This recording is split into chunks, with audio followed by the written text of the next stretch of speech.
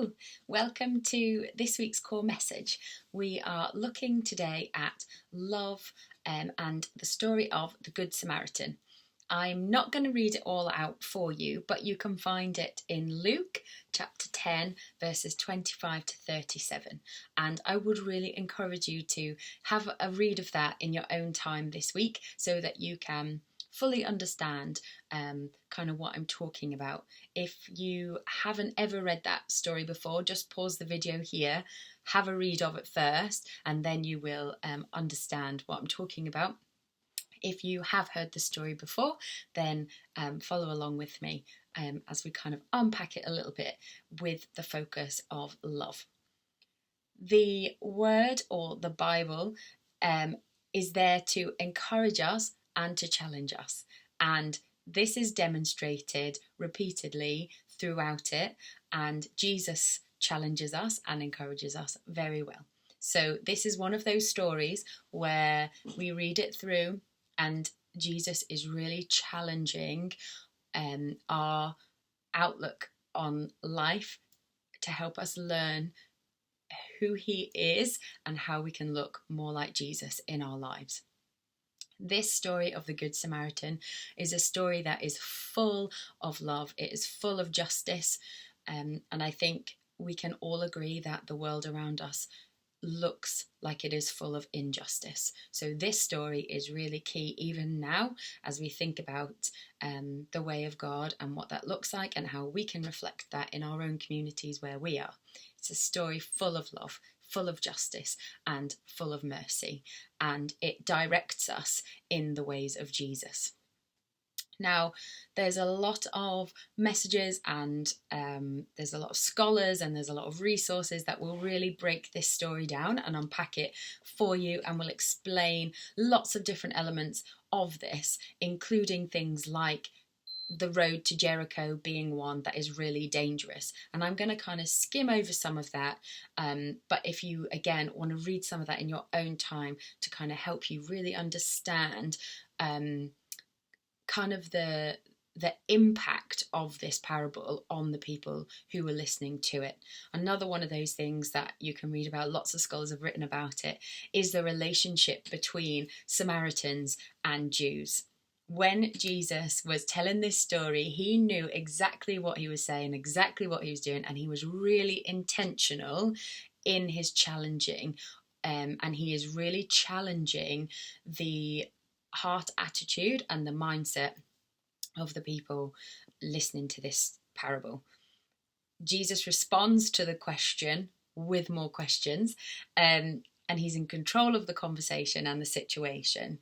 The relationships between Samaritans and Jews were really hostile. They were enemies. They didn't get on at all, to the point where it was so extreme. They were so suspicious of each other that the Jews often said, there is literature to confirm, that Samaritans were excluded from the afterlife. So where God is saying to love, Jesus is saying to love your neighbour, the Samaritan being the neighbour would not have gone down with the Jews. This story, the hero in this story, they would have expected to look just like them, to think just like them, to behave just like them. So for the hero in this story to be a Samaritan would have completely blown their minds, challenged them to the point that the point of the story was so impactful, and the emphasis on love, justice and mercy being that it looks like the Samaritan and not the priest or the Levite would have been really shocking for them. I think they would have been expecting the answer to be that you don't have to be religious to love. Anybody can do that. So I think they would have accepted that. But for the hero to be the Samaritan, mind blown. And again, it's a reminder for us now in how we live. What hero of the story would blow our minds, that we would think they look nothing like me, they think nothing like me, they believe nothing in the same that I do. How are they the ones that are full of love, justice and mercy, and I'm not? So that's a challenge to us all. I think the priest and the Levite, they remain distant. So they cross over the road and they are uncomfortable with the situation, and so they avoid it.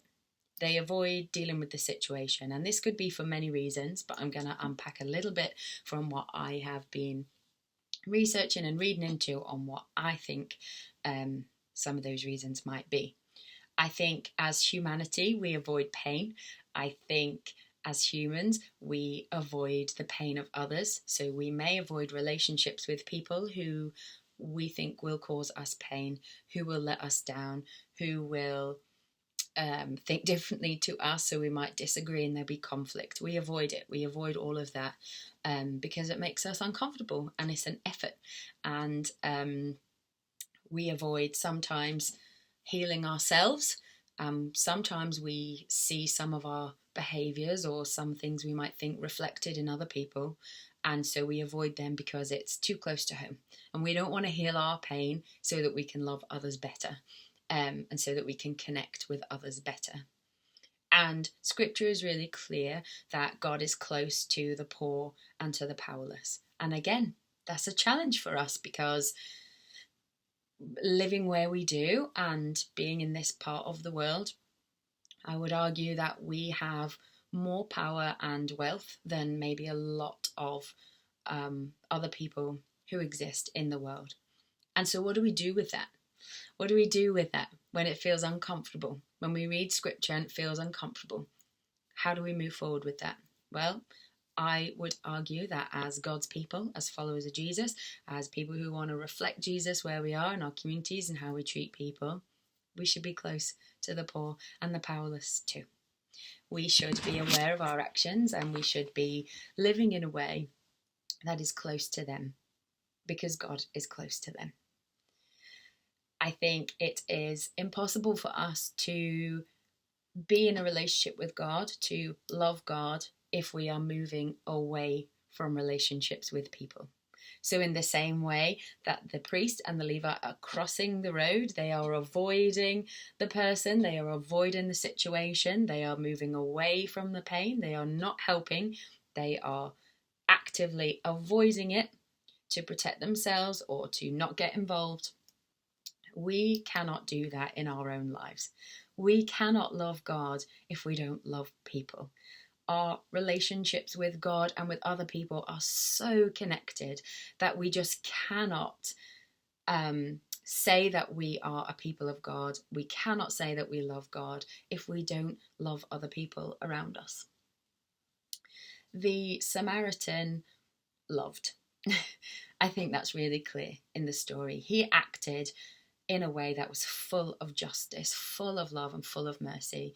He did not avoid the situation. He did not think, how does this affect me? How will this make me feel uncomfortable? He almost flipped it around and thought, if I don't act, how will this impact this other person?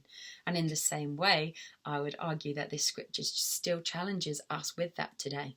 If we don't act, if we don't speak up on behalf of this situation, if we don't act on what we think God is asking us to do in this environment of injustice, we can all think of situations in the world that we live in cost of living crisis, energy bills, people using food banks, just to name a few off the top of my head.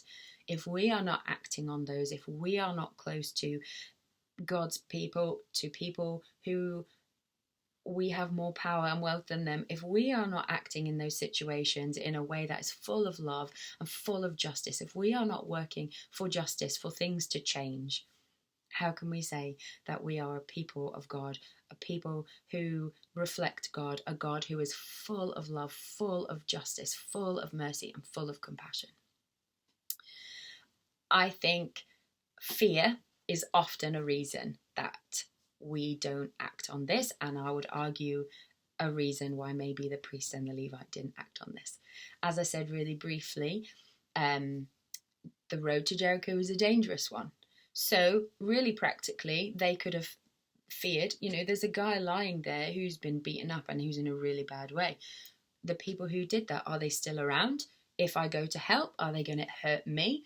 the fear is a very real response. Like feeling, we respond to fear by avoiding the pain or by avoiding the situation. And I think they are right to be scared of that as a situation.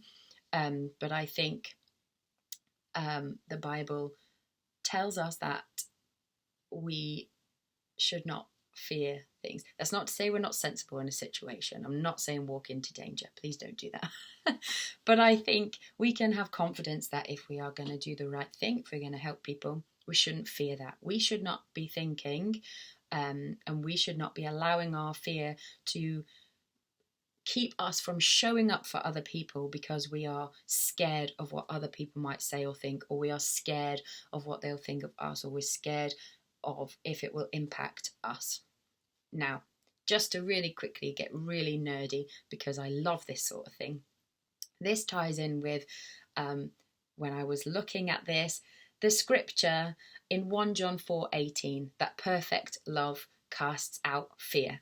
Now, if you're like me, you will love it when the Bible and other things work together, or you can piece together what the Bible's saying in a way that is relevant for today. So I was reading an article from somebody who was explaining that perfect love casting out fear, we can understand for ourselves, fear is releases cortisol in our bodies. That's the stress hormone.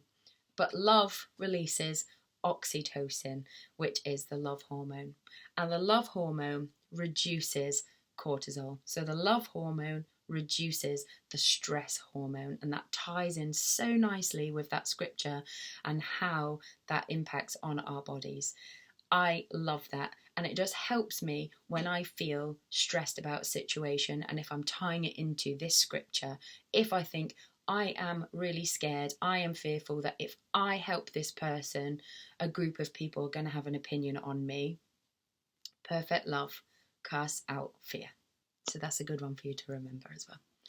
Another reason that I think maybe they didn't act is because they were absorbed in themselves. They were absorbed in their work. Were they on their way to work? Seems ironic when they're on their way to maybe the temple for the priest to go and do his duties there. But if he's so wrapped up in that, so wrapped up in the work, so wrapped up in ourselves, so wrapped up in our duties, so wrapped up in our status, it makes it harder to be aware of the opportunities that we have to demonstrate love, to act in love, and to encounter God through that. I would argue that in helping others, in showing love to others, in showing mercy and justice and forgiveness and compassion to others, we encounter God ourselves through that work. By being close to other people, we are close to God. I think we can recognize some of this in our own lives. I certainly can. There are times when I could slow down to love others well, where I could not be so focused on what I have to do in a day that I am missing opportunities to love others well and to work for justice. I think as a people of God, we need to be full of compassion. I think the Samaritan put all of his own prejudice and hate aside in order to act in compassion. And I would challenge us and encourage us to do that ourselves, to look at ourselves, question our own prejudices, to think about our own hate, to think about the world that we live in, and to explore how can we show up more compassionately for groups of people, or for people who need help, or for people that need to be loved better. There are many, many, many examples that I can think of, and I'm sure you can too. So I would just challenge us to really see this story of the Good Samaritan as a model for us as followers of Jesus to follow. As an example, as a Jesus challenging our ways of thinking, challenging our who we assume is going to be the most compassionate and to show up well, challenging us that following Jesus can be uncomfortable, and that we have to push past our own preferences, our own prejudices, our own fear in order to love others well. And by loving others, we love God. And that's how we can bring the kingdom to earth, and how we can demonstrate that God is kind and full of love and compassion and works for justice. I think I love what Rich Villodas says about this story. He says that, yes, it's a story of compassionate spirituality, but it's also a critique against religious passivity. If church people won't work for love, justice, and mercy, then God will find other people who will. I would love to challenge us to read this story, to look at ourselves, and to think about how in the weeks, months, years ahead we can look like God and work to act full of love, justice, and mercy and compassion to other people around us, to other people who don't have the same beliefs as us, to other people who don't have the same power as us, to other people who don't have the same wealth as us, to other people who don't look like us, to other people who don't belong to the same groups that we belong to other people XYZ. You fill in the blanks. So have a think about what this means for you. Have a think about what you think God is saying to you through this parable, a really powerful parable that I hope will help us to keep going, to keep loving, and to understand that relationships with others are good. Relationships with others brings us closer to God. Loving others brings us closer to God, who is full of love. I hope you have a great week. I hope this has encouraged you, and I would love to hear about what you think the parable is saying and how you're going to kind of respond to that in the time ahead. God bless. Bye.